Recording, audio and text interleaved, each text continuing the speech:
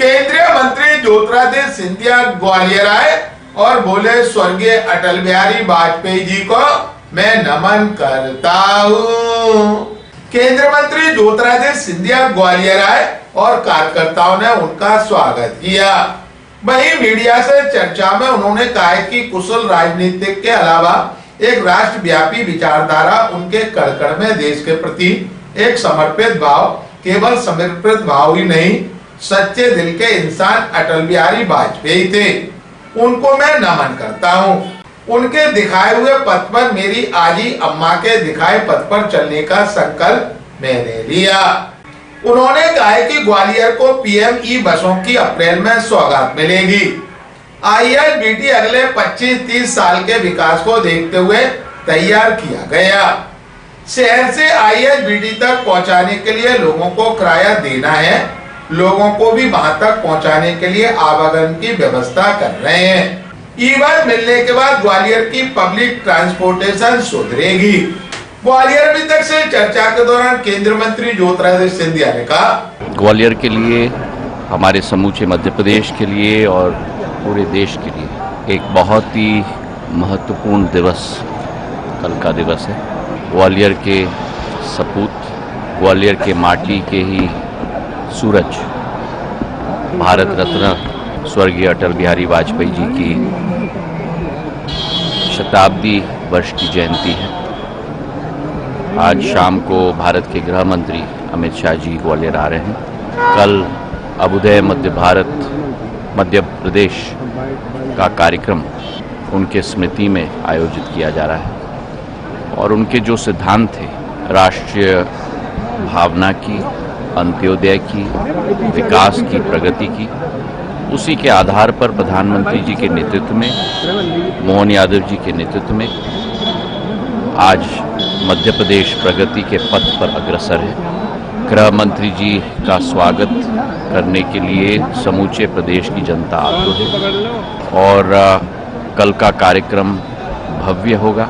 कल का कार्यक्रम अटल जी की स्मृति में एक नक्षत्र की तरह इतिहास के पन्नों में रखा जाएगा। यही कामना हम लोग करते हैं। जी, श्रद्धांजलि उनकी जयंती पर होगी जब हम सब उनके सिद्धांतों के आधार पर अपना जीवन का ज्ञापन करें। सिंधिया परिवार का एक बहुत घनिष्ठ संबंध भारत रत्न स्वर्गीय अटल बिहारी वाजपेयी जी का रहा है।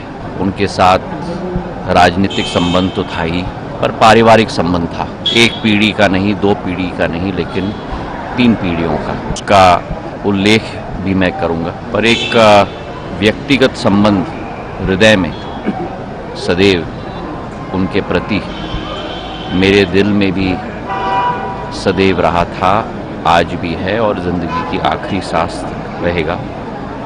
क्योंकि एक कुशल राजनीतिज्ञ के अलावा एक राष्ट्रव्यापक सोच की विचारधारा और उनके कण कण में देश के प्रति एक समर्पित भाव, और केवल समर्पित भाव नहीं, लेकिन एक सच्चे दिल के इंसान मेरे अपने अटल बिहारी वाजपेयी जी थे। उनको मैं नमन भी करता हूं और उनके दिखाए हुए पथ पर, मेरी आजी अम्मा के दिखाए हुए पथ पर चलने का एक संकल्प मैंने लिया है।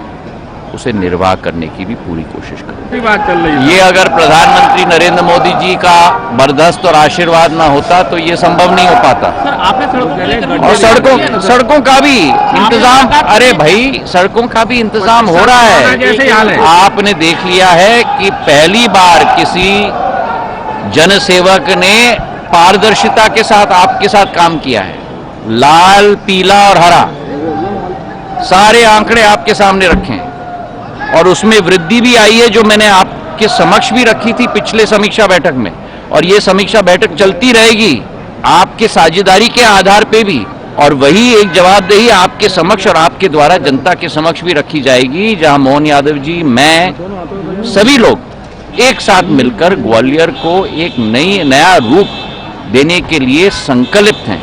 चाहे स्टेशन हो, चाहे एयरपोर्ट हो, चाहे वेस्टर्न बाईपास हो, चाहे ग्वालियर आगरा एक्सप्रेसवे हो, चाहे औद्योगिकरण हो, हर एक क्षेत्र में, चंबल से पानी लाने की योजना हो, क्या नहीं हुआ है ग्वालियर के लिए।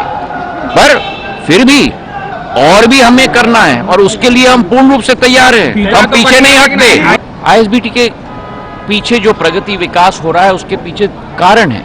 क्या होता है कि आपको भी समझना है कि जब शहर बढ़ता है तो बढ़ते हुए शहर के आधार पर, मैं उदाहरण आपको दे दूं, जब माधव महाराज ने यहाँ रेल लगाई थी, माधव महाराज ने यहाँ सड़कें लगाई थी, माधव महाराज ने यहाँ बांध बनाई थी, वो इस समय की जरूरतों को मद्देनजर रखते हुए नहीं किया था उन्होंने।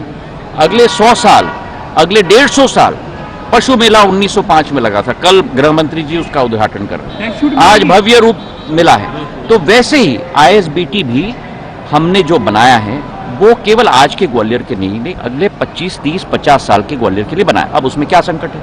संकट ये है कि शहर से आईएसबीटी तक पहुंचने के लिए लोगों को किराया देना पड़ रहा है अभी, उसके बाद वहां से हम बस पकड़ते हैं, ठीक है? तो लोगों में भी थोड़ी अभी हिचक है, समय लगेगा उस हिचक को भी निकलने के लिए, आवागमन की सुविधा को भी बनाने के लिए। उसके लिए हम क्या सोच रहे हैं कि हम लोग ई बस लाएं। अभी तक ग्वालियर के लिए ई बस का कोटा नहीं आया, अब अप्रैल के माह में ई बस का कोटा आपके आशीर्वाद के साथ शायद वो भी हमें मिल जाए। ई बस मिलेगा तो सुगम हो जाएगा शहर के सेंटर से आईएसबीटी तक पहुंचने के लिए। तो थोड़ा समय लग रहा है, पर इसका मतलब नहीं कि आप आईएसबीटी पर भी कटाक्ष कर दो। इतना सुंदर बना है 60 करोड़ का, बस भी है वहां, बस की कोई कमी नहीं है, प्रशासन ने बस को भी मूव कर लिया है। कठिनाई क्या है जो मैंने आपको उल्लेख किया अभी? कठिनाई ये है कि उसके लिए आपको किराया देना पड़ता है आईएसबीटी तक पहुंचने के लिए, वो हर वाहक के लिए आज कठिनाई है।